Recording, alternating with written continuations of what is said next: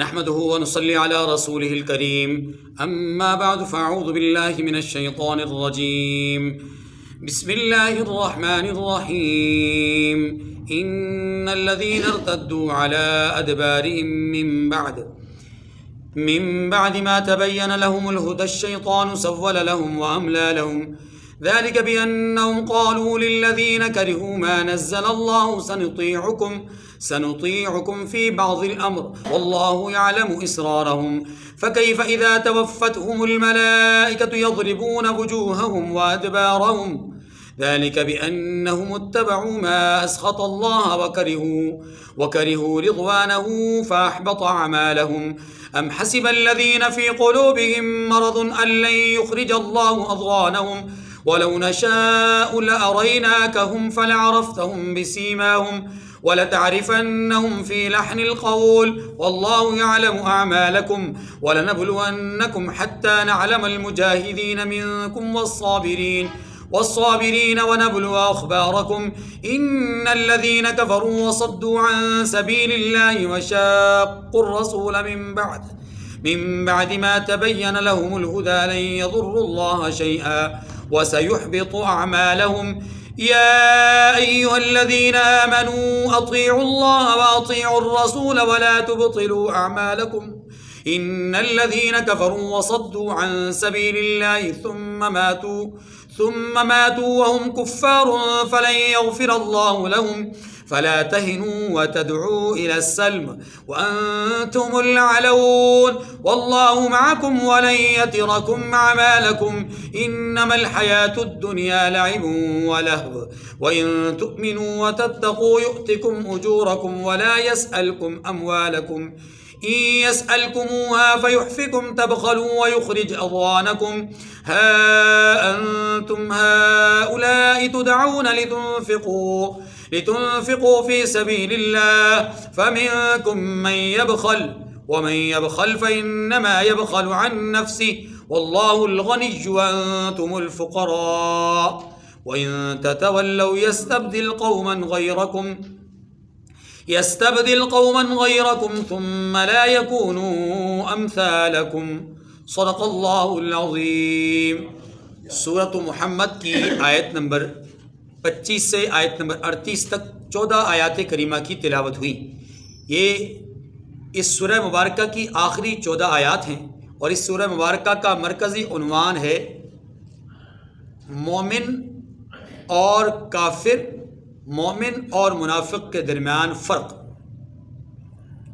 اس فرق کو واضح کرنے کے لیے اللہ جل شانہ نے نمبر 1 آیات جہاد کے نزول کے تناظر میں مومن اور منافق کی پہچان کروائی ہے کہ جب آیات جہاد نازل ہوتی ہیں تو مومن خوش ہوتا ہے اور منافق اعتراض کرتا ہے کہ بھلا یہ بھی کوئی وقت تھا حکم جہاد کا، بھلا یہ بھی کوئی وقت تھا کفار سے لڑنے کا، تھوڑی سی مہلت ملتی، تیاری کرتے، حالات سازگار ہوتے، ہم طاقتور بن جاتے، ہم افرادی قوت کے اعتبار سے بڑھ جاتے، اسلحہ کے اعتبار سے بڑھ جاتے، پھر لڑائی کا حکم آ جاتا۔ مقصود لڑائی میں تاخیر نہیں تھی، مقصود قرآن کے حکم میں اعتراض تھا۔ یہ پہلا اللہ نے مومن اور منافق کے درمیان فرق پیدا کیا۔ دوسرا فرق فرمایا، دوسرا فرق یہ ہے کہ جب اللہ اور اس کے رسول کی اطاعت کی بات آتی ہے تو مومن رسول کی اطاعت کرتا ہے اور منافق منشاء ذاتی یا اپنی ذاتی اغراض پر عمل کرتا ہے۔ یہ دوسری بڑی نشانی ہے، دوسری بڑی علامت ہے منافقت کی یا مومن اور منافق کے درمیان پہچان کی۔ تیسری علامت اور تیسری نشانی، جب اللہ کی راہ میں خرچ کرنے کی بات آتی ہے تو مومن اللہ کی راہ میں خوشی خوشی خرچ کرتا ہے۔ اسے پتہ ہے کہ راہ خدا میں خرچ کرنے کے بدلے میں اللہ کم از کم 700 گنا اجر بڑھا کر عطا فرماتے ہیں۔ منافق یہ سمجھتا ہے کہ جمع شدہ مال کے اندر کمی واقع ہو جائے گی، اس لیے وہ خرچ کرنے سے گریز کرتا ہے، بخل کرتا ہے۔ یہ 3 طرح کی علامات، 3 طرح کے فرق کو اللہ نے یہاں پر بیان کیا ہے۔ ایک فرق گزشتہ آیات میں بیان ہو چکا، 2 فرق یہاں پر بیان ہو رہے۔ دیکھیے، ان الذین ارتدوا علی ادبارہم من بعد ما تبین لهم الہدی الشیطان سول لهم واملی لهم۔ یہاں مرتد کے حوالے سے بات کی جا رہی ہے. فرمایا جو لوگ رائے ہدایت ظاہر ہونے کے بعد پیٹھ پیچھے پھر گئے, یعنی مرتد ہو گئے, ایمان قبول کرنے کے بعد پھر کفر کی طرف لوٹ گئے. فرمایا شیطان نے یہ کام, یعنی ایمان چھوڑ کر کفر اختیار کرنے والا کام, شیطان نے ان کو مزین کر دکھایا. وَأَمْلَىٰ لَهُمْ, اور انہیں لمبی لمبی آسیں اور امیدیں دلائی. معنی یہ ہے کہ جب کوئی شخص حالت ایمان میں آتا ہے کفر چھوڑ کر کے, تو شیطان اس پر محنت کرتا ہے, شیطان اس کو چاروں طرف سے گھیر لیتا ہے, اور اس کی کوشش یہ ہوتی ہے کہ یہ دوبارہ کفر کی طرف لوٹ جائے.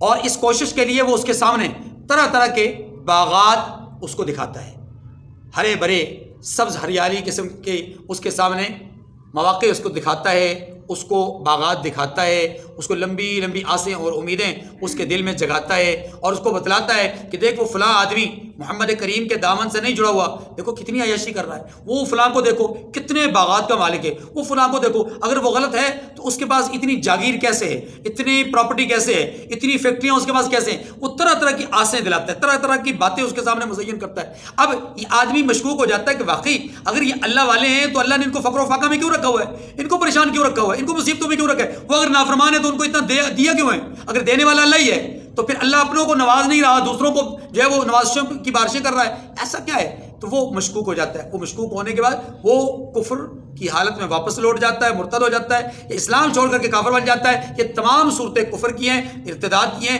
یاد رکھیے کہ اللہ رب العزت یہاں پر یہ ارشاد فرما رہے ہیں کہ جو لوگ مرتد ہو جاتے ہیں, یعنی دین اسلام چھوڑ کر کے پیٹھ پیچھے جو ہے وہ مڑ جاتے ہیں, یعنی کفر کی طرف لوٹ جاتے ہیں, فرمایا ان کے لیے شیطان نے اس عمل کو مزین کیا ہے اور لمبی لمبی آسیں ان کو دلائی ہیں کہ تم یہ کر لو گے تو کامیاب ہو جاؤ گے.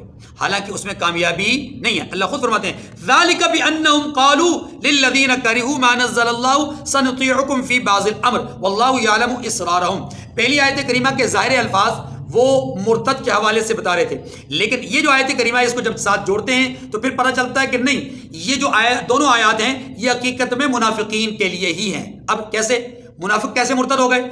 تو منافقین چونکہ ظاہری طور پہ کلمہ تو پڑھتے ہیں, ظاہری طور پہ کلمہ تو پڑھ رہے تھے, تو ظاہراً تو اسلام قبول کیا ہوا تھا, لیکن اندرونی حالت یہ تھی کہ جیسے سورہ بقرہ میں اللہ تبارک و تعالیٰ نے واضح طور پر بیان فرمایا وَإِذَا لَقُوا الَّذِينَ آمَنُوا قَالُوا آمَنَّا, جب اہل ایمان سے ملتے ہیں تو کہتے ہیں ہم ایمان لے آئے. وَإِذَا خَلَوْا إِلَىٰ شَيَاطِينِهِمْ, اور جب اپنے شیطانوں کی طرف پلٹ کر کے جاتے ہیں. کیا معنی یہ کہ اپنے جیسے کافروں کے پاس جاتے ہیں. یعنی دیکھیے یہاں پر قرآن کیا کہہ رہا ہے, قرآن یہ کہہ رہا ہے کہ وہ اپنے جیسے یعنی مطلب یہ ہے کہ اپنے کافروں کے پاس اپنے شیطانوں کے پاس جاتے ہیں, مطلب یہ خود بھی کافر ہے, خود بھی شیطان ہے, خود بھی وہی کفر عقیدہ رکھتے ہیں جو ان کے شیاطین کا ہے. تو فرمایا کہ جب وہ شیاطین کے پاس جاتے ہیں تو قالوا انا معکم انما نحن مستہزئون, ہم تو تمہارے ساتھ ہیں, ہم تو ان کے ساتھ مذاق اڑاتے ہیں, ہم تو صرف ٹھٹا کرنے جاتے ہیں, ان کا مذاق اڑانے جاتے ہیں, ان کی باتیں اندر سے لینے کے لیے جاتے ہیں.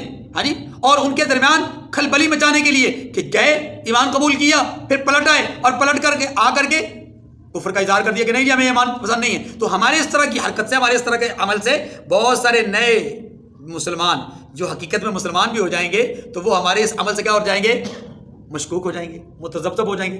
اللہ تعالیٰ نے فرمایا کہ یہ منافق بھی حقیقت میں مرتد ہی ہیں کہ ظاہراً تو کلمہ پڑھ لیا لیکن نہا خانے میں کفر چھپا ہوا ہے, تو اس لیے انہوں نے اپنے اسلام پر کفر کو ترجیح دی, تو یہ حقیقت میں مرتد ہی ہو گئے, مرتد ہی. اس لیے اللہ پاک نے فرمایا ذالک بانہم, یہ جو شیطان ان کو اعمال مزین کر کے دکھاتا ہے اور ان کے سامنے لمبی لمبی امیدیں اور آسیں ان کے سامنے رکھتا ہے. کیوں رکھتا ہے؟ اس لیے کہ یہ وہ لوگ ہیں کہ قالوا للذین کرہوا ما نزل اللہ, جو اللہ نے اتارا ہے اس کو ناپسند کرنے والوں کے پاس جب یہ جاتے ہیں, یعنی یہود کے پاس جب جاتے ہیں تو ان سے یہ کہتے ہیں سنطیعکم فی بعض الامر, ہم تو بعض کاموں میں تمہاری بات بھی مانیں گے. مانے یہ کہ کچھ ان کا کہا مانیں گے, کچھ تمہارا کہا مانیں گے, جہاں جہاں مفادات ہیں. ایسے ہی کیا کرتے تھے, رسول اللہ کے پاس آتے, مسلمانوں کی مجلس میں آ کر کے بیٹھتے, مقصود کیا تھا کہ ظاہری طور پر منافع حاصل کرنا, مفادات حاصل کرنا, اور ان مفادات کی خاطر یہ ایمان یا اسلام کا اظہار کیا کرتے تھے. یہی بات وہ وہاں پر بھی کر رہے ہیں کہ بعض حالات میں, بعض چیزوں میں ہم تمہاری اتباع کریں گے, ہم ان کو نہیں مانیں گے. ایک مطلب تو یہ. دوسرا مطلب یہ کہ یہ ذرا غور کیجیے گا, دوسرا اس کا مطلب یہ کہ جناب آپ پریشان نہ ہوں, ہم آپ کے ہی ہیں, ہم آپ کے ساتھ ہی ہیں. الم تر الی الذین نافقوا یقولون لئن اخرجوا لنخرجن معکم, کہ منافقین کا حال یہ ہے کہ وہ یہود سے جا کر کے کہا کرتے تھے کہ تم پریشان نہیں ہونا، ہم تو تمہارے ہم جولی ہیں، ہم تمہارے ہم مذہب ہم مشرب ہیں، تم کبھی مسلمانوں سے مڑ بھیڑ کر کے دیکھنا، ہم ان کا ساتھ نہیں دیں گے، ہم تمہارا ساتھ دیں گے، ہم اصل میں اندروں اندروں تمہارے ساتھ ہیں، اندر اندر سے ہم آپ کے ساتھ ہی ہیں، ظاہراً ہم ان کا ساتھ دے رہے ہیں، ظاہراً ہم ان کی مجلس میں جاتے ہیں صرف دنیاوی اغراض اور مقاصد کے لیے، باقی ہم اندر سے آپ کے ساتھ ہی، یہی مطلب ہے اس کا سنطیعکم فی بعض الامر، جنگی معاملات میں ہم تمہارا ساتھ دیں گے، اختلاف کی صورت میں تمہارا ساتھ دیں گے، جھگڑے کی صورت میں تمہارا ساتھ دیں گے۔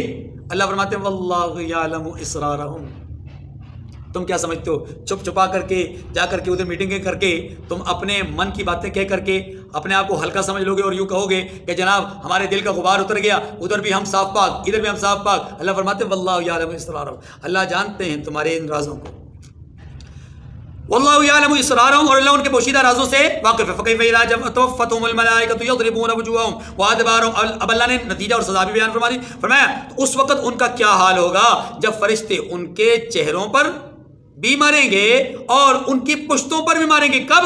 جب ان کی توفتہم الملائکہ، جب ان کی فرشتے جان نکالیں، یعنی جب فرشتے ان کی جان نکالیں گے تو ان کے چہروں پر بھی ماریں گے اور ان کی پشتوں پر بھی۔ کیا مطلب ہو اس کا مطلب یہ ہے کہ بہت سخت انداز میں، انتہائی کراہت کے ساتھ، انتہائی غضب اور غصے کے ساتھ فرشتے ان کی روح نکالیں گے، تکلیف دہ امر ہوگا۔ ذالک بانہم اتبعوا ما اسخط اللہ وکرہوا رضوانہ فاحبط اعمالہم، اب یہ ایسا کیوں ہے؟ فرمایا اس لیے ہے کہ جس چیز سے اللہ ناخوش ہے یہ اس کے پیچھے چلے اور اس کو خوشنودی کو اچھا سمجھا، یعنی جس چیز کو اللہ پسند نہیں کرتے اس کو انہوں نے پسند کیا، اس کے پیچھے چل رہے ہیں۔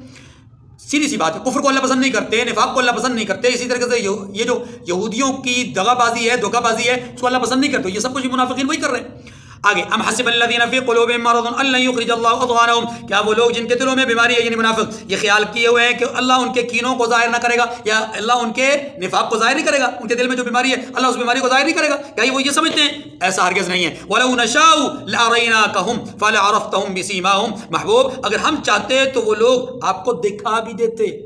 کیا مطلب دکھا دینے کا؟ دکھا دینے کا مطلب یہ ہے کہ آپ کے سامنے نمایاں کر کے کھڑا کر دیتے، یہ منافق ہے۔ اچھا بات سمجھیے، رسول اللہ صلی اللہ علیہ وسلم نے ایک وقت تک اللہ تبارک و تعالیٰ نے اپنے حبیب کو منافقین کے بارے میں بتایا نہیں کہ کون کون منافق ہیں، نہ نشانیاں دکھائیں نہ ان کے بارے میں صراحت بیان فرمائی۔ پھر ایک وقت ایسا آیا کہ جب اللہ نے اپنے حبیب صلی اللہ علیہ وسلم کو یہ معرفت عطا فرمائی کہ آپ منافقین کی بول چال سے اور ان کے اعمال سے ان کو پہچان لیتے تھے کہ یہ منافق ہے۔ پھر ایک وقت ایسا آیا کہ اللہ نے نام بتا دیے،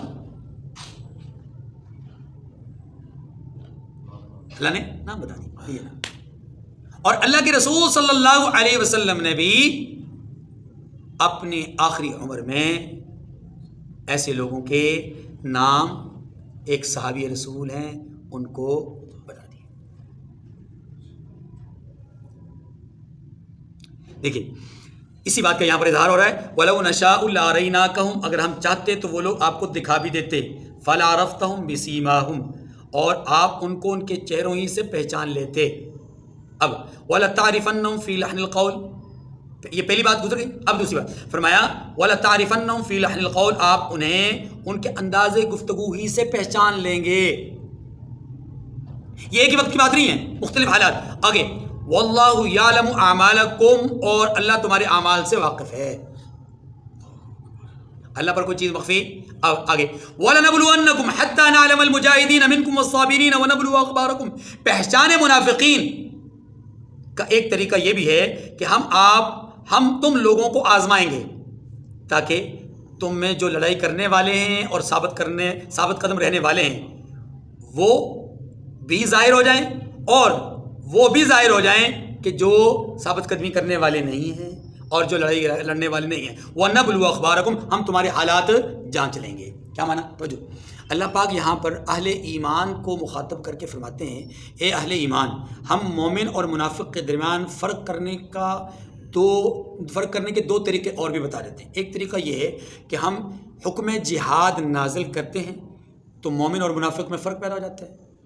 نمبر دو، پھر جہاد کے عمل میں مومن اور منافق کا فرق پیدا ہو جاتا ہے کہ کون ثابت قدم رہتا ہے کون ثابت قدم نہیں رہتا۔ معنی یہ ہے کہ کون دین پر ثابت قدم رہتا ہے یہاں مراد یہ ہے کہ جب حکم جہاد آ جائے تو دین پر قائم کون رہتا ہے, دین چھوڑتا کون ہے؟ تو جو دین پر قائم رہے گا, جہاد کے لیے نکلے گا, لڑے گا, میدان میں رہے گا, وہ مومن ہوگا. اور جو نکلے گا ہی نہیں, دین کو ہی چھوڑ دے گا, تو وہ مومن نہیں ہو سکتا. اس سے یہ بتایا گیا غزوہ احد کے اندر منافقین عبداللہ بن ابی کے ساتھ میدان جنگ میں پہنچنے سے پہلے ہی واپس لوٹ آئے تھے کہ جی ہماری بات نہیں مانی گئی, ہم نہیں لڑیں گے, لوٹ گئے. اسی طریقے سے غزوہ تبوک میں 80 کے قریب منافقین حضور کے پاس جنگ پر نکلنے کے عین وقت میں آتے گئے, عذر پیش کرتے گئے اور چھٹی مانگتے گئے کہ ہمیں چھٹی دے دیجئے, میرا یہ عذر, میرا یہ بہانہ, میرا یہ عذر. اللہ کے رسول چھٹی دیتے گئے. یہ مومن نہیں, وہ مومن نہیں جو مختلف غزوات میں گئے ہی نہیں, یا گئے تو صحیح لیکن لڑے نہیں. اللہ تبارک و تعالیٰ نے انہی کی طرف اشارہ کیا کہ وہ لوگ کہ جب آیت جہاد اترتی ہیں تو ایمان پر ثابت قدم نہیں رہتے یا جہاد کے لیے کمر بستہ نہیں ہوتے, جہاد نہیں کرتے. فرمایا ان کے درمیان اور ان کے درمیان جو ایمان پر ثابت قدم رہتے ہیں, جہاد کرتے ہیں, ہم ان کے درمیان فرق کریں گے, یعنی فرق ظاہر کریں گے. معنی یہ نہیں کہ اللہ جان لیں گے, معنی یہ کہ اللہ تم پر ظاہر کریں گے کہ کون مومن ہے کون منافق ہے. ٹھیک ہے. اب اگلی بات فرمایا ان الذين كفروا وصدوا عن سبيل الله وشاقوا الرسول من بعد ما تبين لهم الهدى لن يضروا الله شيئا. جن لوگوں کو سیدھا راستہ معلوم ہو گیا ہے پھر بھی انہوں نے کفر کیا. ان الذين كفروا وصدوا عن سبيل الله, سیدھا راستہ معلوم ہونے کے بعد پھر کفر اختیار کیا. اور نہ صرف یہ کہ کفر اختیار کیا بلکہ لوگوں کو اس سے روکا بھی. وشاقوا الرسول, اور رسول کی مخالفت کی. من بعد ما تبین لهم الهدى, یعنی جن کو سیدھا راستہ معلوم ہو گیا, سیدھا راستہ معلوم ہونے کے بعد, ہدایت واضح ہونے کے بعد, ہدایت ظاہر ہونے کے بعد کفر اختیار کیا, لوگوں کو راستے سے روکا, رسول کی مخالفت کی. فرمایا لن یضر اللہ شیئا. اللہ اکبر. اللہ کا کچھ بھی نہیں بگاڑ سکتے, وہ اللہ کا کچھ بھی نہیں بگاڑ سکیں گے. وَسَيُحْبِطُ أَعْمَالَهُمْ, اللہ ان کا سب کیا کرایا اکارت کر دے گا, ضائع کر دے گا. ٹھیک ہے جی. وہ انسان جو دور دراز سے محنت کر کے, مشقت کر کے, ڈول پانی کا بھر کے لاتا ہے اور لا کر کے ایک ڈرم میں یا ایک ٹنکی میں ڈالتا ہے, پھر جاتا ہے, پھر لاتا ہے, پھر جاتا ہے, پھر لاتا ہے, پھر جاتا ہے, پھر لاتا ہے, کتنی مشقت سے پانی لا رہا ہے. جب وہ اندر جھانک کر دیکھتا ہے تو اندر پانی نہیں, اندر پانی نہیں. وجہ کہ اس ٹنکی یا اس ڈرم کے پیندے میں سوراخ ہے. یہ لا کر کے پانی ڈالتا ہے اور سوراخ سے پانی نکل جاتا ہے, پانی لاتا ہے, سوراخ سے پانی نکل جاتا ہے. بتائیے کتنا بد نصیب انسان ہے. محنت بھی کی, مشقت کی, تھکان ہوئی, سب کچھ ہوا, وقت ضائع کیا, لیکن حاصل کچھ نہیں ہوا. فرمایا جب انسان اللہ کا کہا نہیں مانتا, رسول کے طریقے پر نہیں چلتا, تو وہ بظاہر اپنے گمان کے مطابق عمل تو اچھا کر رہا ہوتا ہے, محنت بھی کر رہا ہوتا ہے, وقت بھی خرچ کر رہا ہوتا ہے, پیسہ بھی صرف کر رہا ہوتا ہے, لیکن پیندے میں سوراخ ہونے کی وجہ سے, وہ سوراخ شرک کا ہو, وہ سوراخ ارتداد کا ہو, وہ سوراخ نافرمانی کا ہو, وہ سوراخ جو ہے وہ حرام کا کمائی کا ہو, وہ سوراخ کسی بھی چیز کا ہو. ہاں جی, اس پہ انشاءاللہ مزید سورہ حجرات میں تفصیل سے بات کریں گے کہ اعمال کو ضائع کرنے والی چیزیں کیا ہیں, نیک اعمال کو ضائع کرنے والی چیزیں کیا ہیں. انشاءاللہ سورہ حجرات میں بیان کریں گے. صرف یہاں پر یہ سمجھ لیجئے کہ بد نصیب ہے وہ انسان جو محنت کرے, ڈول بھر بھر کے دور سے لائے, لیکن اس کے ڈرم میں یا اس کے برتن میں یا اس کے ٹنکی میں پانی کا کوئی قطرہ باقی نہ رہے. بالکل ایسے ہی بد نصیب ہوں گے جو کل قیامت کے دن اللہ کے دربار میں جائیں گے تو ان کے اعمال میں اچھائی اور حسنات میں سے کوئی چیز بھی باقی نہیں ہوگی, سب کچھ برباد ہو چکا ہوگا. فرمایا جنہوں نے اللہ کی طرف سے دی ہوئی ہدایت کو یا ہدایت کے واضح ہونے کے بعد ان جنہوں نے کفر کو اختیار کیا, رائے خدا سے لوگوں کو روکا, اور اسی طریقے سے انہوں نے رسول کی نافرمانی, یہ تین الگ الگ باتیں ہیں. کفر اختیار کیا, لوگوں کو راستے سے روکا, اور رسول کی مخالفت کی. فرمایا ایسے لوگوں کے سارے اعمال ضائع ہو گئے. اللہ اکبر. یہ اللہ کو بھی کوئی نقصان نہیں پہنچا سکیں گے. یا الذی, اب اس ساری گفتگو کے بعد اللہ اپنے محبوب بندوں کو, اللہ اپنے محبوب جنہیں اللہ پیارے نام ایمان والے سے خطاب کرتے, یا ایھا الذین آمنو, تمغہ امتیاز ہے, تمغہ امتیاز ہے. اللہ اپنی قربت کا احساس دلا رہے ہیں, میرے قریبی ہو, میرے محبوب ہو, سنو اطیعوا اللہ واطیعوا الرسول ولا تبطلوا اعمالکم. یہ بدبخت تو اپنے اعمال ضائع کر گئے. اے ایمان والو اللہ اور اس کے رسول کی اطاعت کرو اور اپنے عملوں کو ضائع نہ ہونے دینا. ان الذين كفروا وصدوا عن سبيل الله ثم ماتوا وهم كفار فلن يغفر الله لهم. پھر فرمایا جو لوگ کافر ہوئے اللہ کے راستے سے وہ روکتے ہیں پھر کافر ہی مر گئے یعنی کفر کی حالت میں مر گئے اللہ ان کو ہرگز نہیں بخشے گا. اس سے پتہ چلا کہ اگر کافر ہو گئے مرتد ہو گئے لیکن پھر احساس ہوا غلطی کا احساس ہوا اور دوبارہ اسلام قبول کیا سچے دل سے اللہ ان کی مغفرت فرما دیں گے. لیکن اگر انہوں نے ایمان قبول نہیں کیا تو فلن یغفر اللہ لهم اللہ ان کی مغفرت نہیں فرمائیں گے. فلا تهنوا وتدعوا الى السلم وانتم الاعلون والله معكم ولن يتركم اعمالكم. اس آیت کریمہ کو سمجھنے سے پہلے ذرا آپ کی توجہ چاہوں گا. اللہ تبارک و تعالیٰ نے سورہ مبارکہ میں جہاد کا حکم دیا ہے اور مومن اور منافق کی پہچان کروائی ہے, مومن اور کافر کی پہچان کروائی ہے جہاد کے احکامات کے تناظر میں. اتنی بات آگئی. اب اس آیت کریمہ میں سمجھایا گیا ہے کہ ایمان والوں کبھی بزدلی کا مظاہرہ مت کرنا, کبھی کمزوری کا مظاہرہ مت کرنا.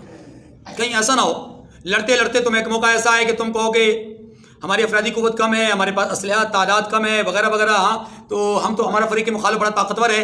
تو کہیں ایسا نہ ہو کہ تم کمزوری دکھاؤ اور اپنی کمزوری کی بنیاد پر اپنے فریق مخالف کو صلح کی دعوت دے دو.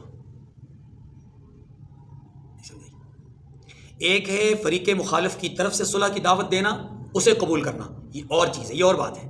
ایک ہے اپنی کمزوری کی بنیاد پر خود ہتھیار ڈالنے کے لیے صلح کی دعوت دینا. فرمایا یہ بزدلی ہے, یہ بے غیرتی ہے, یہ بے شرمی ہے. اللہ کو یہ پسند ہے, اللہ کو یہ پسند ہے.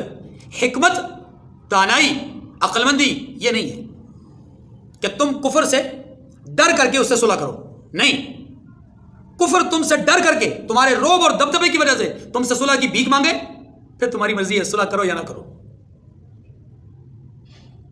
لیکن اگر تم ایمان والے ہو تو پھر اپنی طرف سے صلح کی پیش کر اس طرح مت کرنا جبن بزدلی کی وجہ سے یا کمزوری کی وجہ سے. بس یہ بات یہاں سے فلا تہنوا وتدعوا الى السلم, تم ہمت مت ہارنا, ہمت مت ہارنا. پہلی بات یہ کی وتدعوا الى السلم, اور دشمنوں کو صلح کی طرف نہ بلاؤ. معنی یہ کہ کم ہمتی کی وجہ سے صلح کی طرف مت بلاؤ. ورنہ اگر تم مومن ہو, طاقتور ہو, غالب ہو, قوت والے ہو, ہاں جی تم کفار پر تمہاری دھاک بیٹھی ہے اور تم دبدبا تمہارا بیٹھا ہوا ہے, پھر اگر کفار تمہیں کوئی پیشکش کرتے ہیں تو قبول کرو, پھر تمہاری مرضی ہے قبول کرو نہ کرو. قبول کر لو تو اچھی بات ہے. اللہ کے رسول نے یہ کیا, بدر میں شکست دی, احد میں شکست دی, خندق میں ان کو بگایا. جب باری آئی صلح یعنی حدیبیہ کی تو حدیبیہ کے مقام پر حضور صلی اللہ علیہ وسلم جنگ لڑنے نہیں گئے تھے, اسلحہ بھی نہیں تھا, کچھ بھی نہیں تھا, لیکن دشمن نے آپ کو راستے سے روکا تو آپ نے فرمایا پر ہمارا مقصد تو عمرہ کرنا ہے, تم ہمیں جانے دو, اور ہم جانا چاہتے ہیں, ہم ارادہ کیے ہوئے ہیں, ہم نے احرام باندھا ہوا ہے.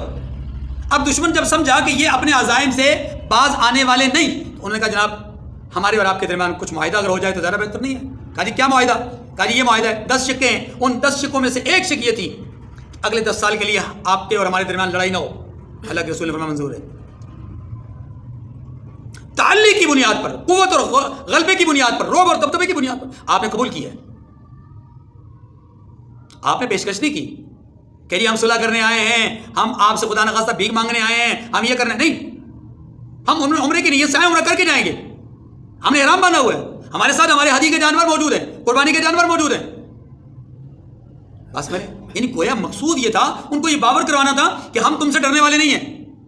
جب وہ بھی سمجھ گئے کہ واقعی پیچھے انہوں نے شکستیں دی ہوئی ہیں, اب بھی دوبارہ کہہ رہے ہیں کہ ڈرنے والے نہیں ہیں, ہے تو ظاہراً تو ان کے پاس کچھ نہیں ہے, لیکن یہ وہی ہیں کہ خندق میں ہمیں بگانے والے تھے, جو ان کا ہے نا نگہبان, والکافرین لا مولا لہم اور واللہ مولا لہم, اللہ تمہارا مولا ہے اور ان کا کوئی مولا, ان کا اللہ مولا نہیں. تو اللہ نے وہ ظاہر کیا. وہ بات کفار کو یاد تھی کہ غزوہ خندق میں ہمیں طوفانی ہوا نے بگایا تھا, تو وہ ان کی مدد تھی اور ہمارے لیے ہمارے خلاف تھا معاملہ. تو کہیں ایسا نہ ہو کہ ہم ان کے ساتھ کوئی یہاں پر مٹ بھیڑ کریں, یہاں بھی ہمیں منہ کی کھانی پڑ جائے. اس لیے انہوں نے کہا جی اگلے 10 سال تک جنگ نہیں ہوگی. تو یاد رکھیے اس آیت کریمہ کا مطلوب بھی یہی ہے, مقصود بھی یہی ہے کہ جب آپ کم ہمتی کا مظاہرہ کریں گے اور آپ لوگوں کو صلح کی دعوت دیں گے تو اللہ کے ہاں تمہارا یہ عمل انتہائی ناپسندیدہ ہوگا. لیکن جب آپ ہمت کا مظاہرہ کریں گے اور کفر کو مجبور کریں گے کہ وہ آپ کے ساتھ صلح کرے تو پھر اللہ کی مدد تمہارے ساتھ ہے. دیکھیے فلا تہنوا وتدعوا الی السلم، کم ہمتی کا مظاہرہ مت کرنا، ہاں جی، ہمت مت ہارنا، اور صلح کی طرف لوگوں کو نہ بلانا، وانتم الاعلون، تو تم ہی غالب ہو، واللہ معکم ولن یترکم اعمالکم، اللہ تمہارے ساتھ ہے، وہ ہرگز تمہارے اعمال کو کم نہیں کرے گا، پھر تمہارے اعمال بڑھتے جائیں گے، تمہاری ترقیاں، یا اعمال سے مراد کیا ہے؟ یا اعمال سے مراد تمہاری دنیاوی ترقیاں بھی ہیں، اعمال سے مراد تمہاری روحانی ترقیاں بھی ہیں، کہ روحانی طور پہ بھی اللہ تمہیں بلند کرے گا، مالی طور پہ بھی اللہ تمہیں بلند کرے گا۔ اور یاد رکھیے صحابہ کرام نے غزوات کے لیے، جنگوں کے لیے اپنے آپ کو کھپایا تو اللہ نے ان کو وہ کچھ عطا کیا کہ رہتی دنیا تک وہ علامت اور مثال بن گئے۔ انما الحیات الدنیا لعب ولہو، دنیا کی زندگی تو محض کھیل اور تماشا ہے، وَإِن تُؤْمِنُوا وَتَتَّقُوا يُؤْتِكُمْ أُجُورَكُمْ وَلَا يَسْأَلْكُمْ أَمْوَالَكُمْ، اور اگر تم ایمان لاؤ گے، ایمان لانے سے مراد کیا؟ اہل ایمان کو خطاب ہے نا، ایمان لاؤ گے سے مراد کیا ہے؟ ایمان پر استقامت کا مظاہرہ کرو گے، وَتَتَّقُوا، اور پرہیزگاری اختیار کرو گے، يُؤْتِكُمْ أُجُورَكُمْ، تو اللہ تمہارا اجر تمہیں دے گا، وَلَا يَسْأَلْكُمْ أَمْوَالَكُمْ، تم سے تمہارے مال طلب نہیں کرے گا۔ کیا معنی؟ معنی یہ کہ اللہ نے جو تمہیں دیا ہوا ہے وہ سارا کچھ تم سے لے گا نہیں، ہاں، وَلَا يَسْأَلْكُمْ أَمْوَالَكُمْ کا معنی کل مال ہے، ورنہ اللہ تبارک و تعالیٰ نے مومن کے مال میں اللہ نے اپنا اور اپنے بندوں کا حق رکھا ہے، مومن کے مال میں اپنا اور اپنے بندوں کا حق رکھا ہے، وہ حق تو دینا پڑے گا، کل مال اللہ نہیں لے گا، ورنہ اللہ چاہے تو کہ جو دن بھر کمایا شام کو کھا سکتے ہو تو کھا لو، نہیں کھا سکتے تو میرے راہ میں خرچ کر دینا، ہم تو پابند تھے، ہمیں خرچ کرنا تھا، نہ کرتے تو نافرمان کہلاتے، بے ایمان کہلاتے، لیکن اللہ کی شان ہے کہ اس نے دیا بہت کچھ اور لینے کے لیے جب باری آئی تو بہت تھوڑے کی بات کی۔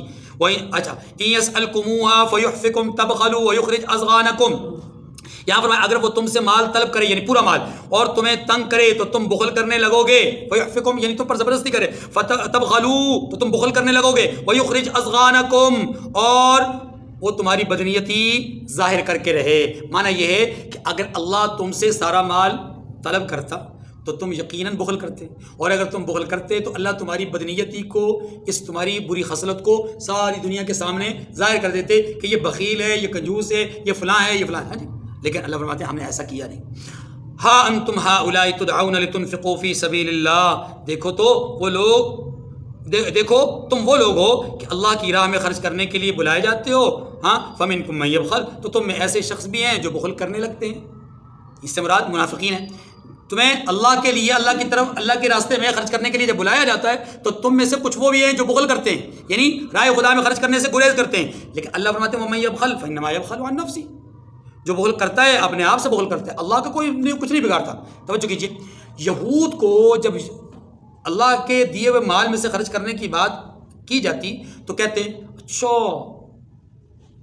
ہم غنی ہو گئے اور اللہ فقیر ہو گیا، نعوذ باللہ، ان اللہ فقیر ونحن اغنیاء، اللہ کہتے ہیں لقد سمع اللہ قول الذین قالوا ان اللہ فقیر ونحن اغنیاء، سورہ ال عمران میں، کہ اللہ نے سن لی ان لوگوں کی بات جو کہتے ہیں کہ اللہ فقیر ہو گئے اور ہم غنی ہو گئے، یعنی اللہ کی راہ میں خرچ کرنے کا مطلب وہ یہ سمجھتے ہیں کہ شاید اللہ کو مال کی ضرورت پڑ گئی ہے، حالانکہ اس کا یہ مطلب ہرگز نہیں ہے، اس کا یہ مطلب ہے کہ اللہ نے دیا ہے تو اللہ کے راستے میں خرچ کرو، یعنی اللہ کے بندوں پر خرچ کرنا، اللہ کے راستے میں خرچ کرنا، مسجد میں خرچ کرنا، اللہ کے راستے میں خرچ کرنا، رفائی کاموں میں خرچ کرنا، اللہ کے راستے میں خرچ کرنا، یہ ہے اللہ کے راستے میں خرچ کرنا۔ اللہ نے ڈائریکٹ آ کر کے تو غریبوں کی مدد نہیں کرنی، انسانوں کو انسانوں کا ذریعہ بنایا ہے، لیکن وہ بدبخت اس سے کچھ اور سمجھے۔ اسی طریقے سے اللہ تبارک و تعالیٰ نے یہ بھی ارشاد فرمایا کہ جیسے یہاں پر ہے کہ ان کو جب کہا جاتا ہے اللہ کی راہ میں خرچ کرو تو ان میں سے کچھ وہ بھی ہیں کہ جو بخل کا مظاہرہ کرتے ہیں، اور وہ بھی ہیں انسانوں میں کہ جن کو اللہ کی راہ میں خرچ کرنے کی بات کہی جاتی ہے تو وہ فَأَمَّا مَنْ أَعْطَىٰ وَاتَّقَىٰ وَصَدَّقَ بِالْحُسْنَىٰ، پھر رائے خدا میں خرچ کرتا ہے اور اتنا خرچ کرتا ہے، اتنا خرچ کرتا ہے کہ وَلَسَوْفَ يَرْضَىٰ، ایک وقت آنے والا ہے کہ اللہ ایسے خرچ کرنے والے سے خود بخود رضا کا اعلان کر دے گا، اور اس کے خرچ کرنے پر ایسا نہیں ہے اللہ کے ہاں سے اجر کا اعلان نہیں، اللہ کے ہاں سے اجر کا اعلان کیا ہے؟ عام نیکی میں ایک نیکی کا صلہ کم از کم 10 گنا بڑھایا جاتا ہے، من جاء بالحسنۃ فلہ 10 امثالها، لیکن رائے خدا میں خرچ کرنے کا اجر کیا ہے؟ اللہ اکبر، مثل الذین ينفقون اموالهم فی سبیل اللہ کمثل حبۃ انبتت 7 سنابل فی کل سنبلۃ 100 حبۃ، اللہ کے راہ میں خرچ کرنے والوں کی مثال ایسے ہے جیسا کہ ایک دانہ زمین میں ڈالا جائے تو 7 کونپلیں اٹھتی ہیں اور ان میں سے ہر کونپل پہ 100 دانے لگتے ہیں، تو گویا ایک دانے کے بدلے میں 700 دانے ملتے ہیں۔ فرمایا رائے خدا میں خرچ کرنے والے کو ایک کے بدلے میں 700 دانے ملتے ہیں۔ اور پھر اگلی بات فرمایا یہ کم از کم ہے، واللہ یضاعف لمن یشاء، اللہ جس کے لیے جتنا چاہے بڑھا دے۔ بعض اوقات ایک کھجور کا دانہ احد پہاڑ کے برابر سونا خرچ کرنے کے اجر و ثواب جیسا ہوتا ہے۔ یہ تو ڈیپینڈ کرتا ہے اس کے اخلاص اور اس کی للہیت پر۔ فرمایا ہاں تم ہؤلاء تدعون لتنفقوا فی سبیل اللہ، دیکھو تم لوگ وہ ہو کہ اللہ کی راہ میں خرچ کرنے کے لیے جب بلائے جاتے ہو تو تم میں سے ایسے شخص بھی ہیں، ایسے بھی لوگ ہیں جو بخل کرنے لگتے ہیں۔ ومن یبخل فانما یبخل عن نفسہ، اور جو بخل کرتا ہے وہ اپنے آپ سے بخل کر رہا ہے، یعنی خود اپنا، اس کا بخل کا نقصان اس کو خود ہے۔ واللہ الغنی وانتم الفقراء، یہود کہا کرتے تھے اللہ فقیر ہے ہم غنی ہیں، اللہ فرماتے ہیں نہیں، واللہ الغنی یا ایھا الناس انتم الفقراء الی اللہ واللہ هو الغنی الحمید، اللہ غنی ہے، بے نیاز ہے، تم محتاج ہو۔ وَإِن تَتَوَلَّوْا يَسْتَبْدِلْ قَوْمًا غَيْرَكُمْ ثُمَّ لَا يَكُونُوا أَمْثَالَكُمْ، اللہ نے آخری اور حتمی بات فرما دی، فرمایا دیکھو اگر تم منہ پھیرو گے دین سے، جہاد سے، شریعت سے، اگر تم منہ پھیر دو گے، دعوت رسول سے منہ پھیر دو گے، اللہ کی بات ماننے سے منہ پھیر دو گے، تو وہ تمہاری جگہ اوروں کو لے آئے گا، اس کے لیے کون سا مشکل ہے؟